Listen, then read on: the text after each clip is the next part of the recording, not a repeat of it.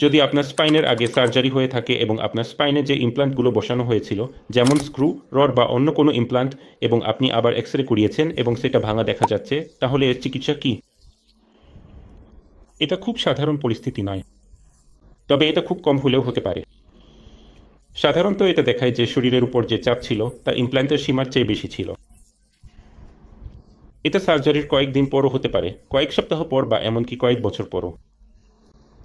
সেই পরিস্থিতিতে আমাদের ৩টি বিষয় দেখতে হয়। প্রথমত, রোগীর উপসর্গ কী কী? যদি রোগীর খুব বেশি ব্যথা হয়, খুব বেশি সমস্যা হয় বা নার্ভের উপর চাপ পড়ে, তাহলে সেটা অবশ্যই চিকিৎসার দিকে নিয়ে যায়।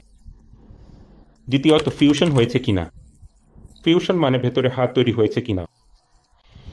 সাধারণত এই পরিস্থিতিতে হাড় তৈরি হয় না, এই কারণে ইমপ্ল্যান্ট ভেঙে যায়। তৃতীয়ত, আমাদের দেখতে হয় যে ইমপ্ল্যান্ট ভেঙেছে তার অবস্থা কী। অবস্থা মানে যেমন যদি রড ভেঙে যায় তাহলে সেটা এক পাশে ভেঙেছে নাকি দুই পাশেই ভেঙেছে। যদি স্ক্রু ভেঙে যায় তাহলে অস্ত্রোপচারের আগে যতগুলো স্ক্রু লাগানো হয়েছিল তার মধ্যে কতগুলো ভেঙে গেছে। এটা কি পুরোপুরি ধসে পড়ার দিকে এগোচ্ছে কিনা। তাহলে এই ৩টি বিষয় আমরা এই পরিস্থিতিতে দেখি। সাধারণত তদন্তের জন্য আপনার ডাক্তার সিটি স্ক্যান, এমআরআই এবং এক্স-রে করে দেখবেন। এর মাধ্যমে আমরা কারণ জানতে পারি যে স্ক্রু, রড বা যে কোনো ইমপ্ল্যান্ট কেন ফেল হয়েছে। একবার যদি আমরা কারণ জেনে যাই তাহলে আমরা আবার সার্জারি করে সেটি ঠিকও করতে পারি। তাই যদি আপনার কোনো ইমপ্ল্যান্ট ফেল হয়েছে, স্পাইনের স্ক্রু বা রড ভেঙে গেছে এবং আবার সার্জারির দরকার হচ্ছে কারণ ব্যথা বেড়ে গেছে বা নার্ভ সংক্রান্ত উপসর্গ হচ্ছে, অথবা এক্স-রেতে দেখা যাচ্ছে যে সময় মতো হস্তক্ষেপ না করলে আরও স্ক্রু বা অন্য রডও ভেঙে যেতে পারে, তাহলে সেখানে সার্জারির প্রয়োজন পড়ে।